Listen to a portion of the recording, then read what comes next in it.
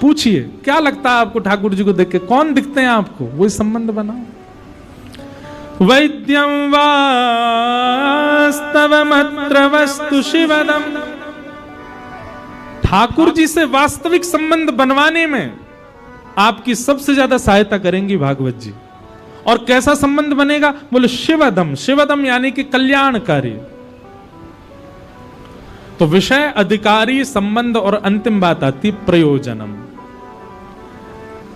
तो प्रयोजन क्या है, तापत्रयोन्मूलनम।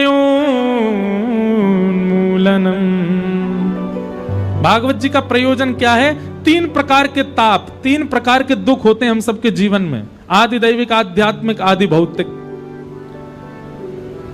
पहले भी बोल चुका हूं कि कथा ताप निवृत्त करती है। इसका मतलब यह नहीं कि आपके जीवन में संकट नहीं आएंगे। आप हनुमान चालीसा पढ़ करके गाड़ी में बैठ करके निकल जाओगे, इसका कारण यह नहीं होता कि फिर आपकी गाड़ी पंचर नहीं होगी या आपकी यात्रा मंगली होगी। जैसी भी यात्रा हो, आपका चित्त सम रहेगा।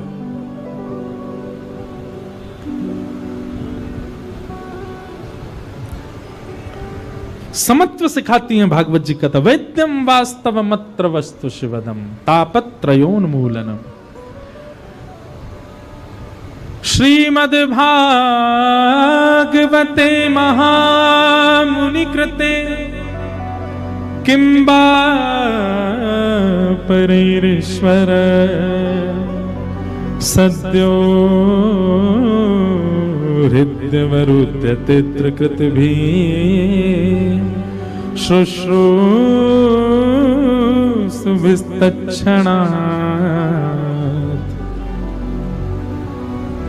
आप सब लोग जितने भी यहां बैठे हो कथा में, सब हम कह रहे हैं आप भाग्यशाली हो, सब भाग्यशाली हो, पर किस लिए भाग्यशाली हो? तो भागवत जी कहती हैं व्यक्ति जैसे ही कथा में आकर के बैठ जाता है और कथा में बैठ करके उसका कथा में यदि मन लगने लग जाता है, तो यही मानना चाहिए कि उसका मन नहीं लगा है, चित्त में ठाकुर जी बैठे हैं, इसीलिए उसका बैठने का मन हो रहा है, इसीलिए उसकी बैठने की इच्छा हो रही है। सद्यो हृदयवरुध्यते त्रिकृतभिः। कथा सुनने की इच्छा मात्र से कथा में रुचि बढ़ना, ये कब होता है? बोले ठाकुर जी बैठ गए चित्त में।